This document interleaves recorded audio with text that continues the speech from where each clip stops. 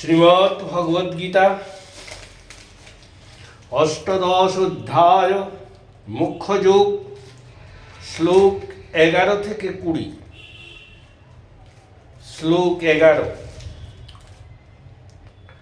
নহি দেহভীতা শক্যং তক্তুং কর্মাণ্য শেষতঃ যস্তু কর্মফলত্যাগী স ত্যাগিত্বভিধীয়তে। দেহধারী জীব সমস্ত কর্মসমূহ ত্যাগ করিতে অক্ষম, কিন্তু যিনি কর্মফল ত্যাগকারী হন তিনি ত্যাগী বলিয়া কথিত হন। শ্লোক 12। অনিষ্টমিষ্টং মিশ্রঞ্চ ত্রিবিধং কর্মণাং ফলম ভবত্যত্যাগিনাং প্রেত্য ন তু সন্ন্যাসিনাং ক্বচিৎ। সকাম কর্মের ব্যক্তিগণের দেহত্যাগের পর নারকিত্ব, দেবত্ব কিংবা মিশ্র ফল হইয়া থাকে, কিন্তু সন্ন্যাসীগণের কখনো তা হয় না, অর্থাৎ এই কর্মফল সন্ন্যাসীগণকে স্পর্শ করিতে পারে না। শ্লোক 13। পঞ্চৈতানি মহাবাহো কারণানি নিবোধ মে সাংখ্যে কৃতান্তে প্রোক্তানি সিদ্ধয়ে সর্বকর্মণাম।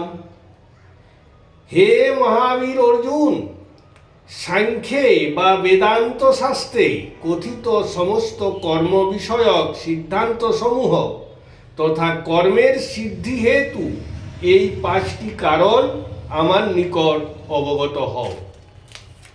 শ্লোক 14।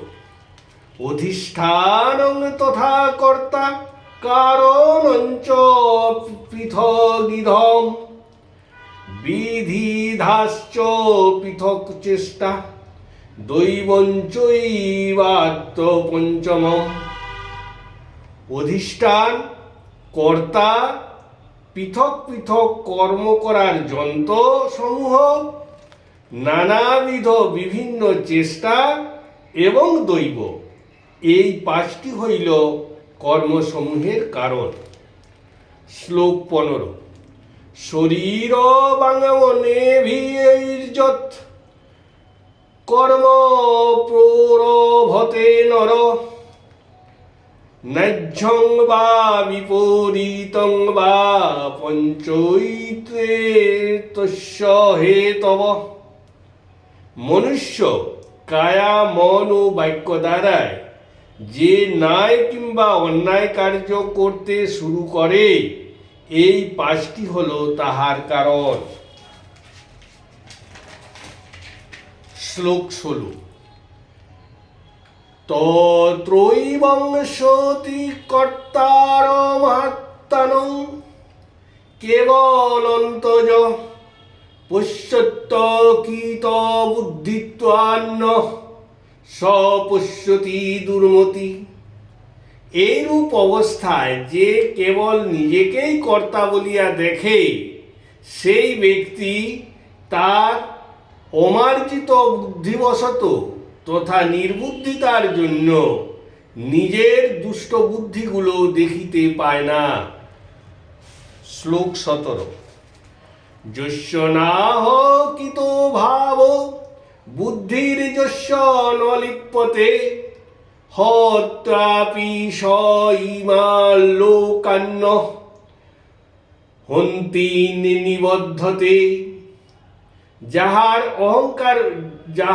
অহংকার বুদ্ধিযুক্ত ভাব নাই, যাহার বুদ্ধি লালসাযুক্ত নয়, তিনি এই সমস্ত লোককে বধ করিয়াও কাহাকেও হনন করেন না এবং কারো হত্যাকারীর অপরাধে অপরাধী হন না। শ্লোক 18। জ্ঞানং জ্ঞেয়ং পরিজ্ঞাতা ত্রিবিধা কর্মচোদনা করণং কর্ম কর্তেতি ত্রিবিধ কর্ম সংগ্রহ।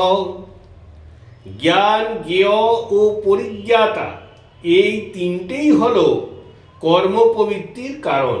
যেহেতু কর্ম ও কর্তা হলো তিন প্রকারের কর্ম সংগ্রহকারী। শ্লোক 19। জ্ঞানং কর্ম চ কর্তা চ ত্রিধৈব গুণভেদত প্রচ্যতে গুণসংখ্যানে যথাবচ্ছিন্নতান্যপি। গুণসংখ্যানে জ্ঞান, কর্ম ও কর্তা গুণভেদ অনুসারে তিন প্রকারেই কথিত হইয়াছে, সেই সমুদয়ও যথাযথভাবে শ্রবণ কর। শ্লোক 20।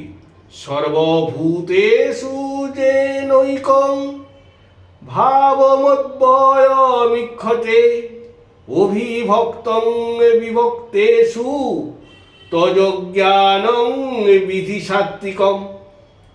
যে জ্ঞান দ্বারায় পরস্পর পৃথক সমস্ত প্রাণীতে বর্তমান এক অখণ্ড অবিনশ্বর ভাবের দর্শন পাওয়া যায়, সেই জ্ঞানকে সাত্ত্বিক জ্ঞান বলিয়া জানিবে। শ্লোক 11 থেকে 20 সমাপ্ত।